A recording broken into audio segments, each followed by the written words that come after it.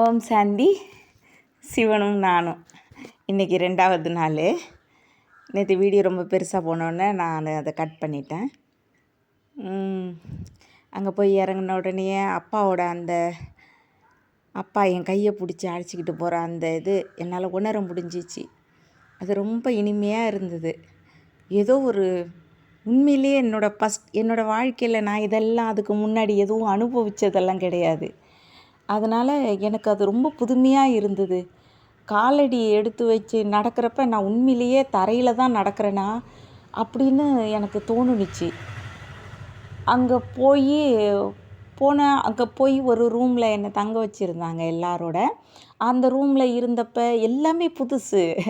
ஆனால் உண்மையிலேயே சொல்லப்போனால் அது அந்த மவுண்ட் ஆப்பு உண்மையிலேயே இந்த உலகத்தில் தான் இருக்காங்கிற ஒரு டவுட்டு எனக்கு எப்போவுமே வரும். அது அந்த டயத்தில் ஓவர் டூ மச்சாக வந்துச்சு. உண்மையிலேயே நம்ம இந்த உலகத்தில் தான் வந்திருக்கிறோமா, இல்லை வேறு ஏதாவது உலகத்துக்கு வந்திருக்கிறோமா அப்படின்னு.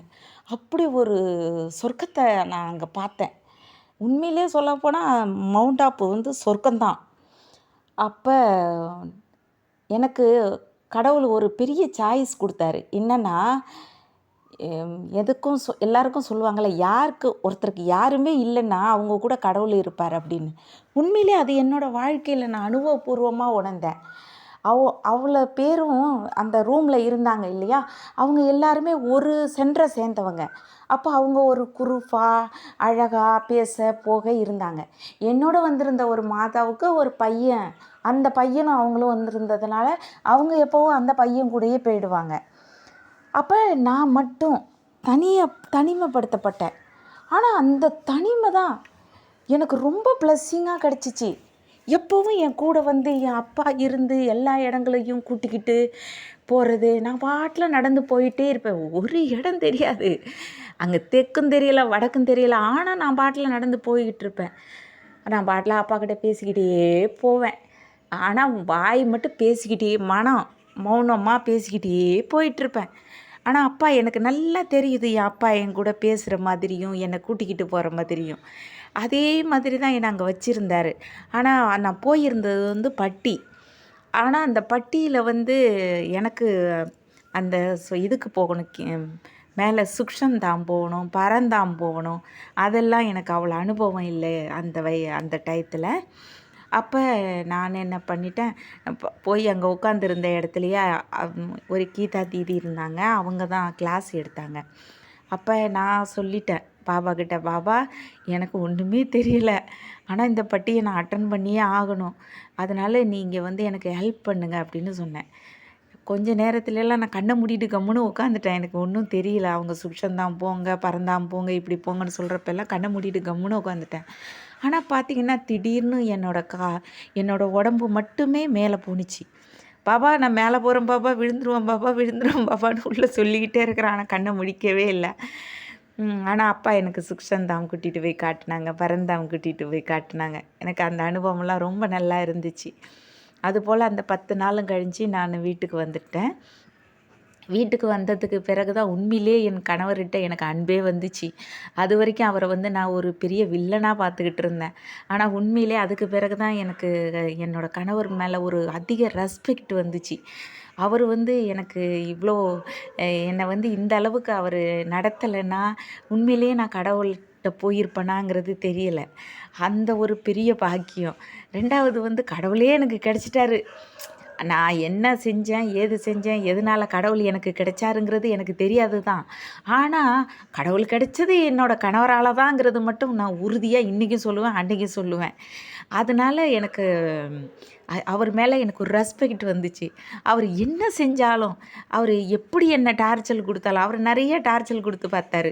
ஆனால் அவர் எது கொடுத்தாலும் நான் அது ரொம்ப காமெடியாக சந்தோஷமாக அப்படி எடுத்துக்கிட்டேன். அது அவருக்கு இன்னும் எரிச்சலை உண்டாக்கிக்கிட்டே இருந்தது. என்னடா அது இப்படியே பண்ணிகிட்டு இருக்காள அப்படின்னு. அவரும் மீண்டும் மீண்டும் செய்ய, நானும் இப்படி செய்ய, அவரே ஒரு காலத்தில் தோத்தே போயிட்டாருன்னு வைங்களேன். நான் ஞானம் சொன்னேன்னா எல்லாம் கேட்டுக்கிட்டே இருப்பார். ஆனால் அவருக்கு பிடிக்குதோ பிடிக்கலையோ, ஆனால் அவர் காதில் எப்போவும் ஞானத்தை சொல்லிக்கிட்டே இருப்பேன். அதே போல் அவரை நான் பாபா குழந்தையாகவும் கூட ஆக்கினேன்னு தான். 3 வருஷம் பாபா குழந்தையாவும் இருந்தார். நல்ல சேவையும் செஞ்சார். மவுண்ட் ஆப்பும் போனார். அவருக்கு உஷா தீதியை ரொம்ப பிடிக்கும். அதனால் உஷா தீதி தன்னோட தலையில் கை வைங்க தீதின்னு அவர் யதார்த்தமாக காலையில் பார்த்துருக்காரு தீதியை.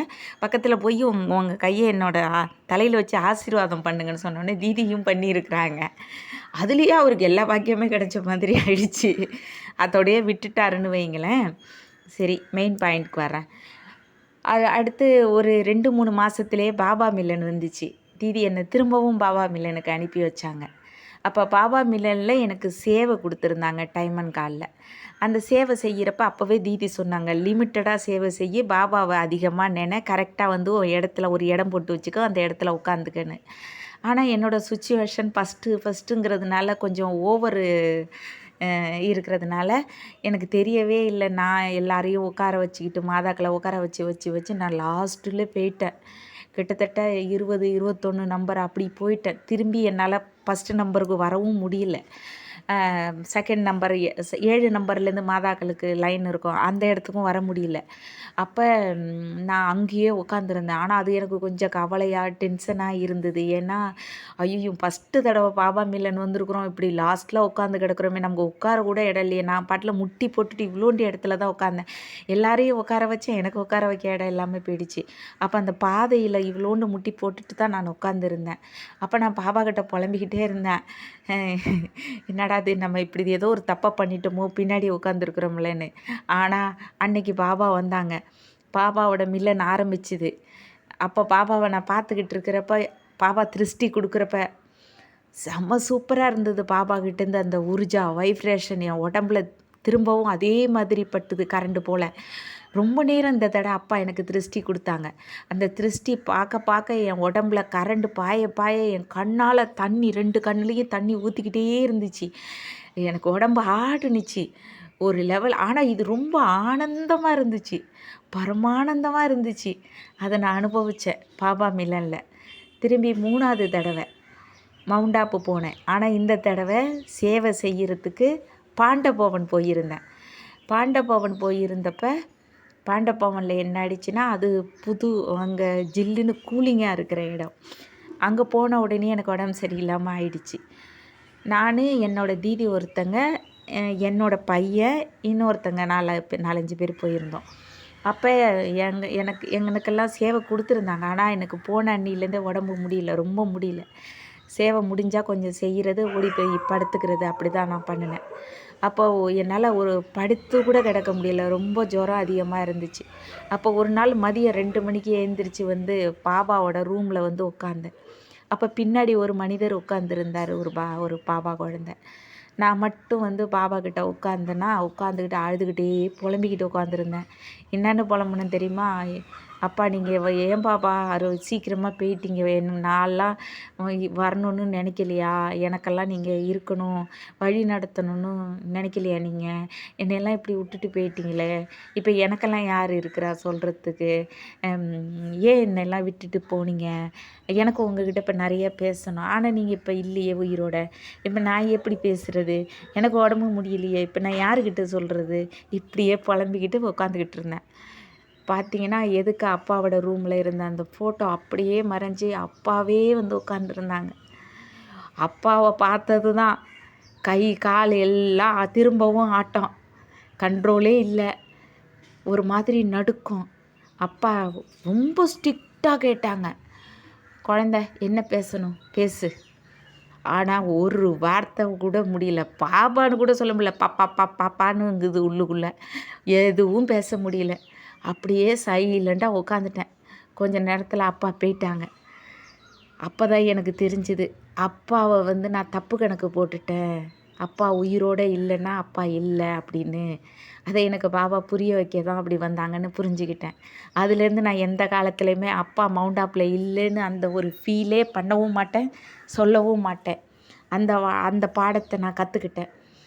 அப்புறம் அதுபோல் இங்கே வீட்டுக்கு வந்த உடனேயும் வாழ்க்கையை எப்படி நடத்தணும், எவ்வளோ சிக்கனமாக இருக்கணும், எல்லாமே நான் கற்றுக்கிட்டேன். இது எல்லாமே எனக்கு அப்பாவோட ஞானத்தில் கிடச்சிது. ரொம்ப சந்தோஷமாக இருந்தது. இதே வாழ்க்கை தானே இதுக்கு முன்னாடி வாழ்ந்தோம். அப்போ இது ரொம்ப நரகம் போல் இருந்துச்சு.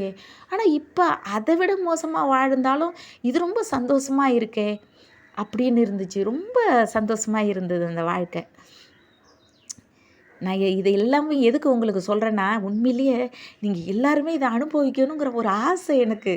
எல்லா மக்களுக்குமே தெரியணும், கடவுள் வந்திருக்காரு, கடவுள் வந்துட்டார் இந்த உலகத்துக்கு. எல்லாருக்குமே அப்பாவை தெரியணும். அவர் இந்த உலகத்தை விட்டு போகிறதுக்குள்ளே எல்லா ஆத்மாக்களுக்கும் என் அப்பா கிடைக்கணும். எல்லாருமே இந்த ஆனந்தத்தோட சுகத்தை அடையணும். அவர்கிட்ட அவர்கிட்ட அவர்கிட்ட கிடைக்கிற அந்த பியூர் லவ், அதை நீங்கள் எல்லாரும் அனுபவம் பண்ணணும். அதுதான் என்னோடய ஆசை. அதை நீங்கள் அனுபவித்து பாருங்கள். எல்லா ஆத்மாக்கள்கிட்டையுமே அந்த பவர் இருக்குது. என்கிட்டயே இருக்குன்னா உங்கள் எல்லாருக்கிட்டேயுமே இருக்குது. எல்லாருமே கிரேட்டு. யாருமே இந்த உலகத்தில் எந்த ஆத்மாவுமே வீக்னஸே கிடையாது. ஒவ்வொருத்தருட்டையும் பார்த்திங்கன்னா ஒரு கிரியேட் விசேஷத்தா இருக்குது. அவங்களுக்குள்ளே இருக்கிற அந்த விசேஷத்தாவை வெளியில் கொண்டு வாங்க. அதை கடவுள்கிட்ட கொண்டு போங்க. அதையே உங்களுக்கு ஒரு பெரிய ஸ்டாண்டர்டாக அமைச்சு கொடுத்துருவாரு அப்பா. அவர் உண்மையிலே இந்த உலகத்துக்கு அதுக்காக தான் வந்திருக்கிறாரு. இப்போ இந்த உலகத்துக்கு அவர் வந்ததுக்கு பிறகு தான் இந்த உலகத்தில் இந்த சயின்ஸே வந்திருக்கு. இவ்வளோ இந்த விமானத்துலேருந்து அத்தனை பொருளையுமே பாபா டச் பண்ணி குழந்தைங்க எல்லாம் சந்தோஷமாக அனுபவிக்கணுங்கிறதுக்காக தான் கடவுள் தான் இந்த டச்சிங் கொடுத்து இவ்வளோ பொருட்களை உருவாக்கி இருக்கிறாரு. ஆனால் குழந்தைங்க என்ன பண்ணுறாங்க, கடவுளை மறந்துட்டு இந்த பொருட்கள்லையே சுற்றிக்கிட்டு இருக்கிறாங்க. நான் கூட அப்படித்தான் ஒத்துக்கிறேன். அப்புறம் இன்னும் சின்ன விஷயங்கள் சொல்லிடுறேன். நிறையா சொல்ல மாட்டேன், பயப்படாதீங்க. ஒரு நாள் அப்படி தான், ஒரு ஜனவரி மாதம் சென்டருக்கு ஈவினிங்கு காலையில் போக முடியல, ஈவினிங் போகலான்னு புறப்பட்டேன். அங்கெல்லாம் ஜனவரி மாதம் நல்ல மழை கூட பெய்யும். அடுத்து ரொம்ப சீக்கிரமாகவே இருட்டாயிடும். அப்போ நான் போகும்பொழுது எங்களோட டிஃபென்ஸில் ஒரு கிரவுண்டு இருக்கும், பெரிய கிரவுண்டு. அதில் ஒரு பெரிய லைட் எரியும். அந்த லைட் எங்கே பார்த்தாலும் ரோஷினியாக தெரியும். அதில் நாங்கள் போயிடுவோம். அப்போ அந்த கிரவுண்டை கிடக்கிறப்ப நான் அந்த கால் வைக்கிறப்ப பார்க்குறேன், ஒரே இருட்டாக இருக்குது, ஒரே புல், மழை பெஞ்சிருக்கு, ரொம்ப தண்ணி. அப்போ நான் அப்பா கிட்ட கேட்டேன், அப்பா இன்றைக்கி தானே நான் ஈவினிங் போகணுன்னு முடிவு பண்ணேன், நீ உடனே இந்த லைட்டையும் ஆஃப் பண்ணிட்டியா? நான் இப்போ எப்படி போகிறது? வீட்டுக்கா திரும்பி போக முடியும்? நான் கிளாஸுக்கு போகணும், நான் எப்படிப்பா போவேன் அப்படின்னு புலம்புனேன். அப்போது ஒருத்தர் என்ன பண்ணார், பைக்கில் தன்னோட ஒய்ஃபை வச்சுக்கிட்டு அந்த கிரவுண்டுலேயே அந்த மண் ரோட்லேயே அவர் உள்ளே விட்டார் அந்த புல்லில். அப்போ பாருங்கப்பா அந்த மனுஷனை, தண்ணி கிடக்குது, சேராக இருக்குது, மழை பெஞ்சிருக்கு, புல்லாக இருக்குது, இதில் போய் பைக்கில் தன்னோட ஒய்ஃபை வேறு பின்னாடி உட்கார வச்சுக்கிட்டு ஓடுறாரு பாருங்க அப்படின்னு அப்பா கிட்ட பேசிக்கிட்டே போகிறேன். பார்த்திங்கன்னா ஒரு செகண்டு தான், நான் அந்த கிரவுண்டில் ஒரு 2-3 அடி தான் கால் வச்சுருப்பேன். கரெக்டாக அவர் போய் அந்த பெரிய லைட்டை தன்னோட காலால் திறந்து இந்த லைட்டை போட்டு விட்டுட்டார். பாருங்களேன், நான் என் அப்பா கிட்ட பேசின உடனே எனக்கு எப்படி கிடைக்கிது பாருங்க. இதே மாதிரி தான் கிடைக்கும் எல்லாமே. எனக்கு இப்போ கொஞ்சம் மறந்து கூட போயிடுச்சு. ஆனால் பார்த்திங்கன்னா நான் சொல்லிக்கிட்டே இருப்பேன். என் வாழ்க்கையில் நடந்த ஒவ்வொரு விஷயத்தையும் கேட்டிங்கன்னா ஆச்சரியப்படுவீங்க. அப்படியே எல்லாமே நம்ம கூடயே இருப்பார். என்ன நம்ம கேட்குறோம்பளோ, என்ன செய்கிறோம்பளோ, என்ன நம்ம மனசில் நினைக்கிறோமோ முன்னாடியே கொண்டு வந்துடுவார். நான் என் வீட்டில் அதுக்கு முன்னாடி என்கிட்ட எந்த பொருள் இருந்தது இல்லைங்கிறது கூட எனக்கு ஞாபகம் இல்லை. ஆனால் நான் அவரோட குழந்தை ஆனதுக்கு பிறகு என் வீட்டில் இல்லாத பொருளே இல்லை. ஆட்டோமேட்டிக்காக என்னோடய கணவர் எல்லாமே வாங்கியாந்து வைப்பார். அது எல்லாமே எனக்கு பாப்பா தான் எனக்கு செய்கிறாருங்கிறது என்னால் உணர முடிஞ்சுது. அவ்வளோ ஒரு ஆனந்தமாக இருக்கும் வாழ்க்கை. எல்லாரும் அனுபவிங்க இந்த ஆனந்த வாழ்க்கையை. ஒரு நாள் அப்படி தான் அப்பா ஒரு நாள் முரளியில் என்ன சொன்னாருன்னா, காலையில் முரளியில் சொல்லியிருக்கிறாரு, குழந்தை யாருக்கிட்டையும் பணத்தை கொடுத்துறாதீங்க, நீங்கள் பணம் கொடுத்து அவன் சாராயம் குடிச்சிட்டு போய் அவன் ஒய்ஃபை அடித்தானா அந்த பாவம் உங்களுக்கு வரும் அப்படின்னு சொல்லியிருந்தார் அன்றைக்கி முரளியில். அன்றைக்கி பார்த்திங்கன்னா நான் மார்க்கெட்டு போயிட்டு ஆட்டோவில் வர்றப்போ எனக்கு ஆட்டோக்காரனுக்கு பணம் கொடுக்குறதுக்காக எடுத்து வச்சுக்கணும் எடுத்த பணம் 10 ரூபா காற்றுல பறந்துடுச்சு. 10 ரூபா தான் காற்றுல பறந்துடுச்சு. எனக்கு அன்றைக்கி தானே முரளியில் அந்த பாயிண்ட்டு கேட்டேன். அதனால் ஒரு பயம் வந்துடுச்சு.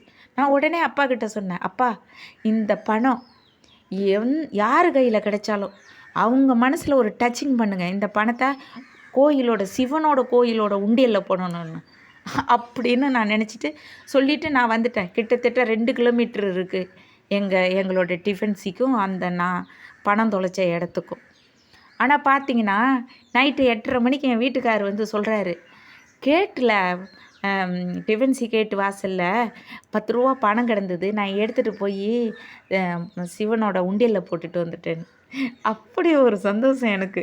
அச்சச்சோ தாங்க முடியல, அவ்வளோ ஒரு சந்தோஷம். இதை சொல்கிறீங்களே, இன்னொரு விஷயம் சொல்கிறேன் பாருங்கள். ஒரு தடவை நான் பாண்டபவன் போயிருந்தேன். பாண்டபவனில் என்ன பண்ணாங்க, சேவாதாரிகளுக்கு மாம்பழம் கொடுப்பாங்க. பாபாக்கிட்ட நிறைய மாமரங்கள் தோட்டங்கள் இருக்குது. அதனால் நிறையா கொண்டுட்டு வந்து கொட்டுவாங்க. அதன்னிலும் குழந்தைங்களும் கொண்டு வந்து கொடுப்பாங்க. ஏகப்பட்ட மாம்பழம் கிடைக்குங்க. அப்போ மவுண்ட் ஆப்பில் பாண்டபவனில் வந்து எல்லா சேவாதாரிகளுக்கும் 2 மாம்பழம் கொடுத்தாங்க ஒரு நாள்.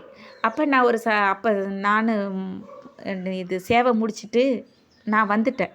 ரூமுக்கு வந்தோடனே என்னோட இருந்தவங்க சொன்னாங்க, நீ மாம்பழம் வாங்கினியா, சேவதாரிக்கெல்லாம் கொடுக்குறாங்கன்னு. இல்லையே அப்படின்னு சொன்னேன். சரி வா போய் வாங்குவோன்னு சொல்லி என்னை கூட்டிக்கிட்டு அவங்க போனாங்க. அங்கே ஒரு அம்மா இருந்தாங்க, அவங்க தான் ஒரு மாத்தா, அவங்க தான் எல்லாருக்கும் பழம் கொடுத்தாங்க. மாத்தா இல்லை, அவங்க தீதி தான் அங்கே சரண்டர் ஆகி இருக்கிறாங்க மாத்தா. அவங்க என்ன பண்ணாங்க, பழம் கொடுத்தாங்க. எனக்கு கொடுத்தாங்க பாருங்கள், அந்த பழம் 2மே வீணாக போன பழம். 2மே வீணாக போயிருந்தோடனே நான் வந்து, தீதி இந்த பழம் 2 வீணாக போயிருக்கு அப்படின்னு சொன்னேன். அவங்க வந்து இல்லை இந்த பழம் நல்லா தான் இருக்குது, எடுத்துகிட்டு போ அப்படின்னு சொன்னாங்க. இல்லை இது நல்லா இருக்குன்னு சொன்னாலும், சரி வேணாம் தீதி அப்படின்னு சொல்லிட்டு அங்கேயே வச்சுட்டு வந்துட்டேன். சரி அது நீங்களே யாருக்காவது கொடுங்க அப்படின்னு சொல்லிட்டு வச்சுட்டு வந்துட்டேன். ஆனால் எனக்கு மனசில் ஒரு நிறைய தேக அபிமானம் இருக்குங்கிறது அப்போ பிறகு தான் தெரியுதுன்னு வைங்க. தேக அபிமானம் அவ்வளவு அகங்காரம். நேராக அப்பா கிட்ட போனேன். போய் குட்டியாவில் போய் உட்காந்துக்கிட்டு அப்பா கிட்ட சண்டை போடுறேன். ஏப்பா ஏன் அப்பங்க இருக்குது, நான் பிறந்த இடத்துல ஏன் அப்பங்க இருக்குது, 1000 மரம் இருக்குது, மாமரம். என் வாழ்க்கையில் நான் சாப்பிடாத மரம் மாம்பழமே கிடையாது. என்னோடய அலௌகிக அப்பாவுக்கு உலகத்தில் 1000 மரத்தை விட எவ்வளோ மரமோ இருக்குது. அப்படி இருக்கிறப்ப உன்னோட பொண்ணு நான் எதுக்கு வீணாக போன மாம்பழத்தை திங்கணும்? நீ என்ன செய்வியோ ஏது செய்வியோ எனக்கு தெரியாது. என்னோட பங்கு ஈவினிங்கு நல்ல பழமாக 2 மாம்பழம் எனக்கு வந்து சேரணும். இப்படியே குட்டியாவில் அப்பாட்ட சொல்லிவிட்டு வந்துட்டேன். அவ்வளோ அகங்காரம் பாருங்கள், எவ்வளோ தேக அபிமானம் எனக்கு இருந்திருக்கு. இல்லை இப்போ கூட இருக்கும் தான், இல்லாமல் எங்கே போகுது. அப்போ வந்துட்டேன் நான் ரூமுக்கு வந்துட்டா ஈவினிங் வந்து எங்கள் சச்சின் டாக்டர் அவரோட கிளாஸ்னால் அவரை ரொம்ப பிடிக்கும். அவரோட கிளாஸ்னால் ரொம்ப பிடிக்கும். அப்பாடி அவர்கிட்டேருந்து அந்த வைப்ரேஷன், பாபாவோட அந்த வைப்ரேஷன் கிடைக்கிறதும் அந்த கிளாஸை அட்டன் பண்ணுறதும் அவ்வளோ ஒரு அபூர்வமாக இருக்கும். அப்போ அவரோட கிளாஸுங்கவும் சாந்தி ஸ்தம்பில் கிளாஸ் நடக்கவும் நான் போய் உட்காந்துட்டேன். அங்கே உட்காந்துருந்தப்போ கிளாஸ் முடிஞ்ச உடனே சேவாதாரிகள் மட்டும் இருங்க இங்கேயே, மற்றவங்க போங்கன்னு சொன்னாங்க. சரின்னு சேவாதாரியெல்லாம் உட்காந்துருந்தோம். பார்த்தீங்கன்னா நீங்கள் நம்பவே மாட்டீங்க, எங்கள் சீலு தீதி இருக்காங்க. அவங்க அந்த பின்னாடியே அந்த அம்மா ஒரு வண்டியில் மாம்பழம் நிறைய கொண்டுக்கிட்டு வர்றாங்க. சீலு தீதி வந்து முன்னாடி வந்து ஒரு சேர் போட்டு உட்காந்துருக்குறாங்க. எல்லாருக்கும் 2 மாம்பழம் கொடுக்குறாங்க. என்னோட பங்குக்கும் எனக்கு 2 மாம்பழம் கொடுத்தாங்க. என் அப்பாவை பார்த்தீங்களா, என்னை ஒருத்திக்கு 2 மாம்பழம் கொடுக்குறதுக்கு என் அப்பா மொத்த சேவாதாரிக்கும் மாம்பழம் கொடுத்தாரு. என் அப்பா தங்கம், வைரம், தங்கம் என்னங்க வைரம் எங்கள் அப்பா. அந்த வைரத்தை எல்லார் வீட்டுக்கும் கொண்டுட்டு போங்க, எல்லாரும் சந்தோஷமாக இருப்பீங்க. ஓகேவா? ஓம் சாந்தி. எல்லாரும் பிரம்மகுமாரி சென்று இருந்ததுன்னா பக்கத்தில் போய் பாருங்கள். காசு இல்லைங்க, காசு வாங்க மாட்டாங்கங்க, காசெல்லாம் இல்லை, காசு வாங்குவாங்கங்கிற பயமோ எதுவும் இல்லைங்க, எந்த பித்தலாட்டமும் இல்லைங்க இந்த சென்டரில். நீங்கள் போய் பாருங்கள், பிடிச்சா அங்கே உள்ள கோர்ஸு 7 நாளைக்கு அவங்க சொல்கிறது தாங்க கோர்ஸு. அவங்க கோர்ஸுன்னு சொல்லுவாங்க, ஆனால் அவங்க புரிய வைப்பாங்க. அதை கேட்டு புரிஞ்சு பாருங்கள். புரிஞ்சுக்கங்க, புரியலைன்னா இட்ஸ் ஓகே. நீங்கள் பழையபடி எப்படி வாழ்க்கை நடத்துகிறீங்களோ அப்படியே அதே பரமாத்மாவை நினச்சிக்கிட்டு வாழ்ந்துக்கிட்டு போங்க. அதனால் ஒன்றும் இல்லை. ஆனால் எல்லாருமே ஒரு வாட்டி பிரம்மகுமாரி சென்று எங்கேயாவது இருந்ததுன்னா அங்கே ஒரு வாட்டி காலடி எடுத்து வச்சு உள்ளே போங்க. பாக்கியத்தை மிஸ் பண்ணிடாதீங்க. உங்களுக்கு எதுக்க இருக்குது பாக்கியம்? நீங்கள் கண்ணை மூடிக்கிட்டு போகாமல் தயவு செய்து கண்ணை திறந்து எங்கேயாவது பிரம்மகுமாரி சென்று இருந்தால் போய் ஞானத்தை எடுத்துக்கங்க. எங்கள் பாபாவோட பாக்கியத்தை அடையுங்க. ஓகேவா? ஓம் சாந்தி.